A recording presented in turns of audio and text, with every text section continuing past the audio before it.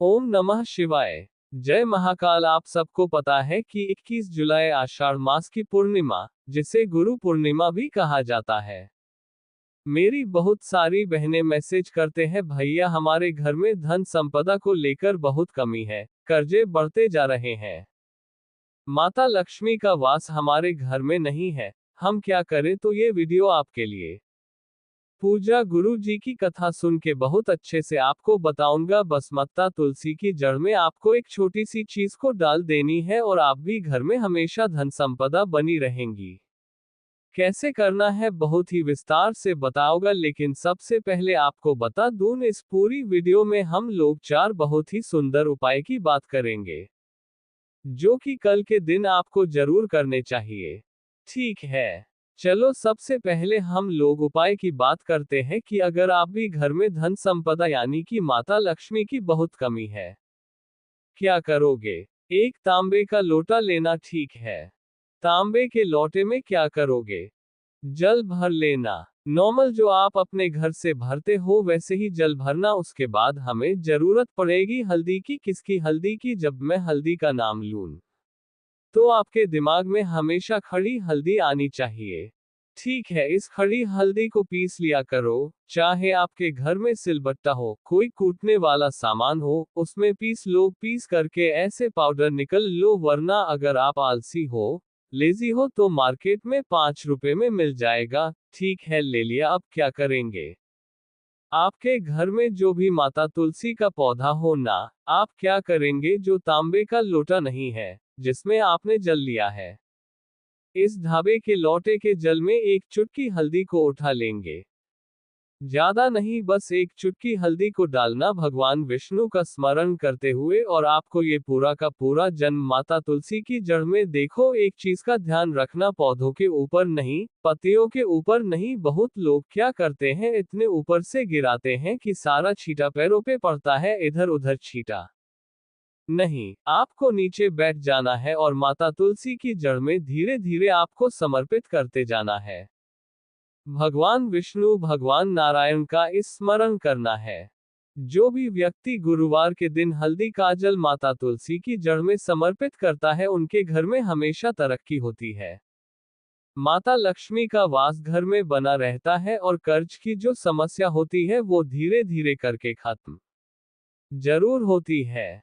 ठीक है, समझ में ये बात? तो इस उपाय को जरूर करें। गुरुवार के दिन ही करते हैं और किसी भी दिन नहीं करते। ठीक है, लेकिन इस उपाय को शाम को नहीं करने, सुबह के टाइम पे ही करना होगा।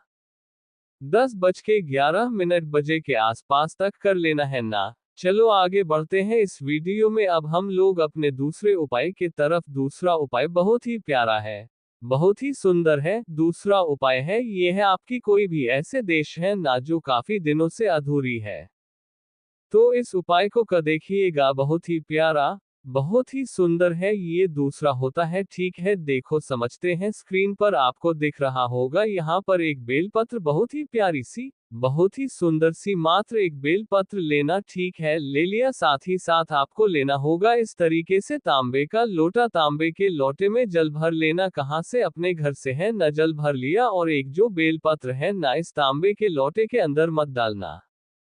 दोनों को अलग अलगितना लेकर पहुंच जाना महादेव के शिवलिंग के पास। सुबह जाना चाहो सुबह जाओ, शाम को जाना चाहो शाम को जाओ। ठीक है, अब मेरी बात बहुत ध्यान से सुनिएगा। हम सबको पता है कि महादेव का पूरा परिवार शिवलिंग पे ही विराजमान है, पता है ना आप सबको। और महादेव की एक जो बेटी है जिनका नाम है माता अशोक सुंदरी, ये महादेव की सबसे प्रिय पुत्री है।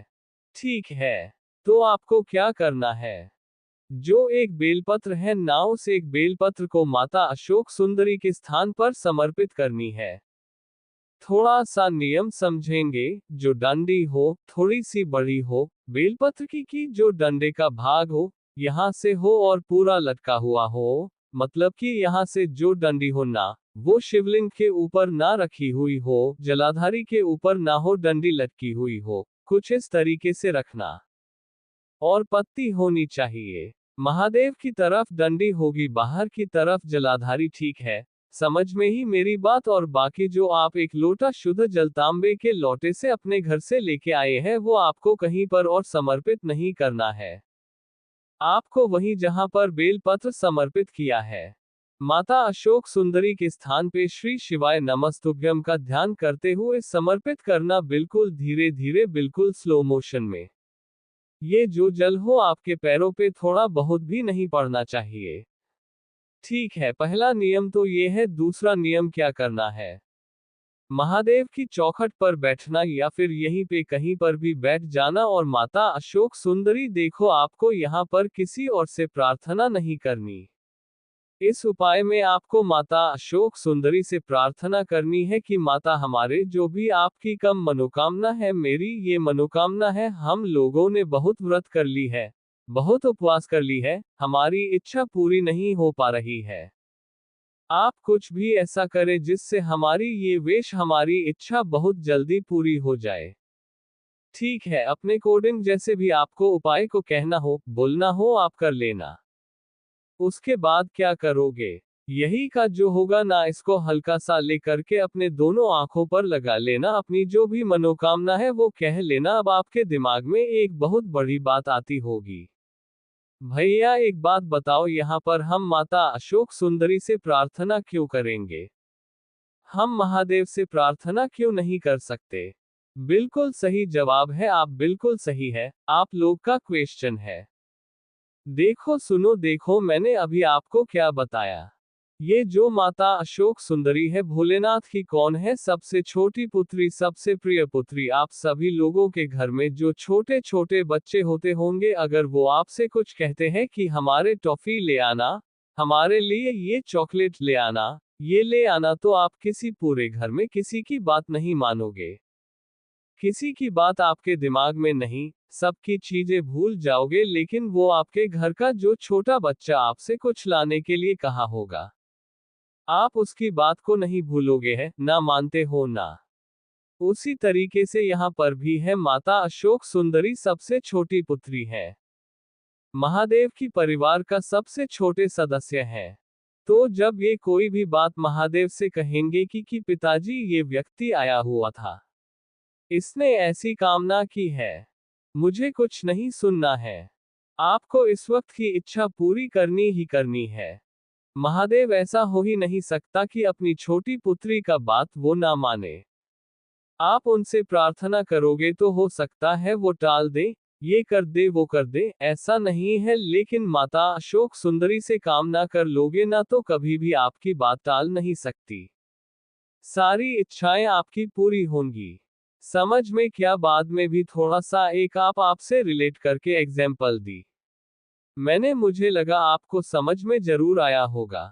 ठीक है, चलो, दोपहर की बात कर रही है, आगे बढ़ते हैं इस वीडियो में। अब हम लोग अपनी तीसरी उपाय हैं, जब तीसरा उपाय बहुत ही सुंदर है, बहुत ही प्यारा है, लेकिन उससे पहले एक छोटा सा काम कर दो, और वो है वीडियो कर दे लाइक। जितनी भाई बहन मेरी आवाज पहली बार सुन रहे हैं तो चैनल को सब्सक्राइब करिएगा, ठीक है? ये है, आपके घर में अगर कोई भी व्यक्ति बहुत ज्यादा बीमार रहता है, जबकि उसकी बीमारी ठीक होने का नाम ही नहीं ले रही है, ना बहुत दिनों से बीमार है, तो इस उपाय को करेंगे, ठीक है? ये कोई उपाय नहीं है, कहीं पे आपको कुछ चढ़ाना नहीं है, कुछ भी नहीं करना। देखो क्या करोगे, एक रुद्राक्ष, जो भी रुद्राक्ष आपके घर में रखा हुआ हो, अगर आपने उसको सिद्ध कर रखा है, सिद्ध कैसे करना है कई बार आपको बता चुका हूं, ठीक है? अगर आपने उस रुद्राक्ष को सिद्ध कर रखा है, एक बार और बता दे रहा हूं, तो क्या करोगे? अगर आपको सिद्ध करना है कोई रुद्राक्ष ना, तो उस रुद्राक्ष को उठाना, या तो पहले उसको सरसों के तेल में डाल दो, या फिर उसको पहले दूध में डाल दो, ठीक है? थोड़ी देर के लिए डाला रहने दो।